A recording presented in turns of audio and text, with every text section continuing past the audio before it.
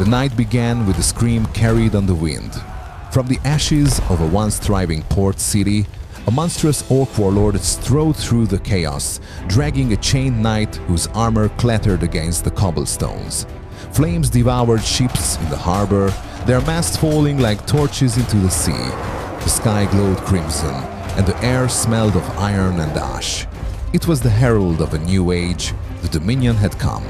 Beyond the burning shoreline, the land trembled with the march of countless boots. An army clad in iron blacker than midnight advanced in perfect order, their banners heavy with rain and smoke. Thunder rolled above Gothic spires as lightning revealed their grim silhouettes. No rescuer walked among them, only conquerors, and conquest without mercy. Across the valleys the ground shook with another terror. War beasts poured from caves and forests, trolls wielding stone clubs, wolves armored in steel, elephants driven mad with fire, and siege towers crawling across the fields. Catapults flung molten rock that shattered walls and turned villages into infernos.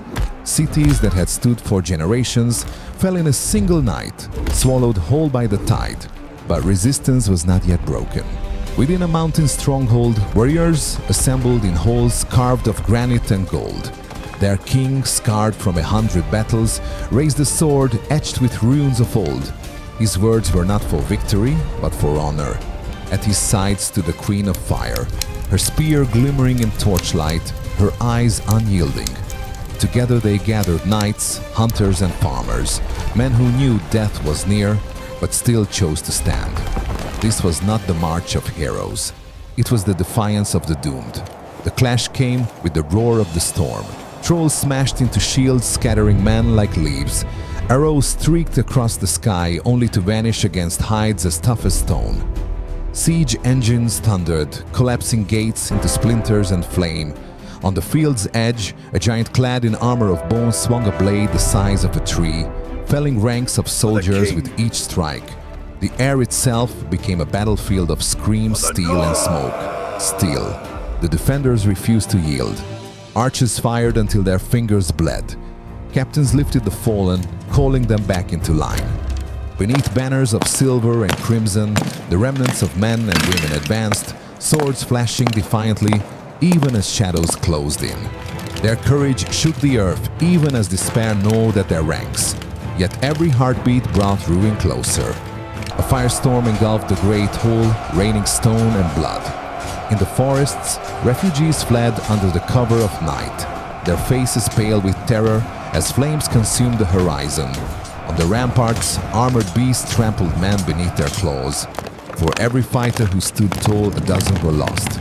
And then, the darkness crowned itself. In the throne room of shattered stone, the orc warlord stood triumphant. Upon his brow was pressed a crown torn from the head of a dying king.